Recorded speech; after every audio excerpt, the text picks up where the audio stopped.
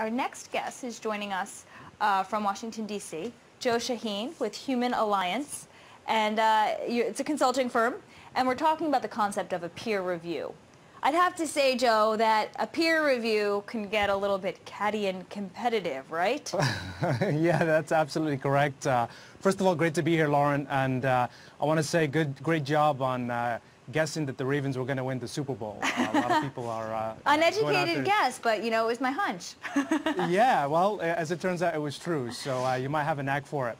Yeah, the thing about peer reviews Right. is that you know they are something. You know, there are pros and cons to peer review systems in businesses to be used by businesses and companies.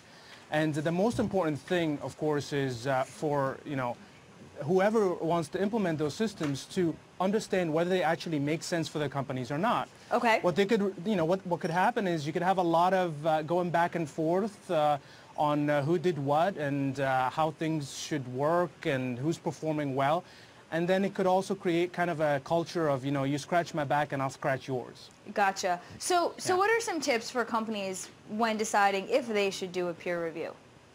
Yeah, first, does it make sense for your culture? I mean, if people receive feedback from their peers in your company, do you think that they will take that as a positive, as a way to improve? Or do you think that they will take that as, as someone criticizing them unfairly? Does it make sense to incorporate a peer review system when most of the work that your company needs to do is based on individual contributions and not groups? Mm-hmm. A peer review is a great way of measuring perceptions. There's not a lot of proof, at least from the empirical side, that it's a great way to measure performance.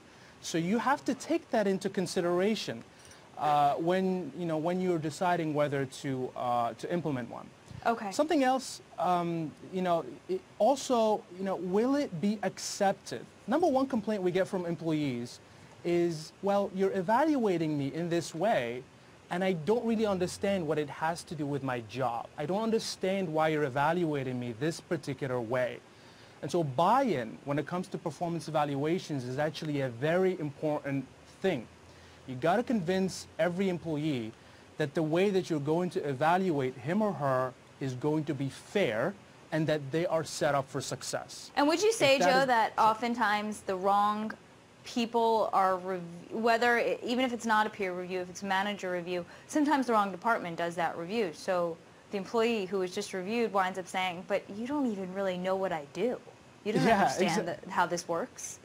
Exactly, and that goes back to, well, does it make sense? For example, there are some companies that we've seen where actually HR does the reviews. Not a lot of companies, but some. And it doesn't make sense. Why is HR doing the reviews? They're not seeing that person on a regular basis. Mm-hmm. They don't see their work, and for the most part, probably don't have an understanding of what it takes to get their job done. At least, at least what it takes physically to get the job done. So we see that sometimes, and again, it doesn't make sense. I have to say that I'm not totally in favor of peer reviews. I actually prefer standard review processes. I think the relationship between a manager and her and his employee is a sacred relationship, and that should determine who is performing well and who isn't. Joe, do we have any sense of what sort of companies like to use peer reviews? I was just wondering if there's any way we can kind of predict, or if there's a point of commonality between the types of companies that like to use peer reviews, or is it more random?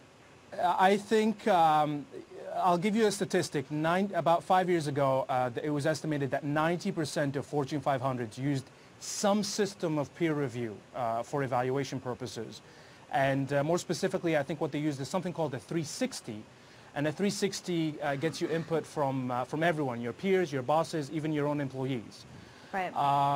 So 90% of that. My impression is that a lot of companies want to use, peer reviews such as the 360 because they believe, well, we want to build collaboration. It's important for us as a company to have a lot of collaboration. So if you get employees to rate each other, to review each other's work, there will be more incentive for collaboration. Yeah, go ahead. Is it considered a peer review when, let's say, a reporter reviews a producer? or different entities, maybe different levels, but are they peers? What does peer exactly mean? It somewhat falls on how the company decides to define it, but in most cases, I would say yes, a producer and a reporter or an anchor are two individuals that work together. Okay, so it's more like a coworker. Exactly, a coworker. Not necessarily the same level. Because if it's the same level, you got to imagine that there would be a lot of competition. Why would I give my nearest competitor praise when I want the job promotion? Exactly, and the evidence is overwhelmingly. I'll give you an example. IBM, right, are known for their great management styles, and IBM used it a few years ago, and then they noticed that things got so political when it came to the 360s, so they got rid of it and they reinstituted a standard performance evaluation system. So there are a lot of case scenarios and case studies where companies have gone the 360 route, and then it got so negative and so competitive that they decided, you know what? We're not dealing with this. This is actually reducing productivity, not improving it. Well, it's definitely time consuming, right? And one has to wonder whether the review is used as a way to substantiate the pay increase, or not even, a bad review, you wouldn't maybe get a pay increase, or is it more just for personal reasons for that employee? So some of them are tied to things like salaries and bonuses and pay raises and things like that. Where there is some where peer reviews become more effective is when they're tied into personal development goals. I mean, that's one thing that's great about peer reviews, is that I can get feedback from some of my peers on maybe how I communicate or my working style that I otherwise would not be aware of. If you tie that into saying, if my manager then sits down with me and says, look, Joe, you're doing well here, but you could improve there based on your 360, I might take that as a positive, positive feedback, and I might go out and improve it, or I might take the training classes that I need to improve myself. The challenge comes in when you tie someone else's opinion, my competitor, my peer, to my bonus. Then it becomes a lot more negative and a lot more competitive, and then all kinds of backroom deals start to happen.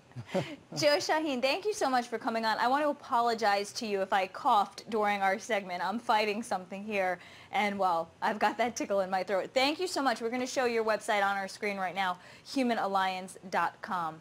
Thanks for that. That was great. Thank you for having me. All right, and be sure to chat with me right now on the chat, or check us out on Facebook or on Twitter, and we will be back right after this break.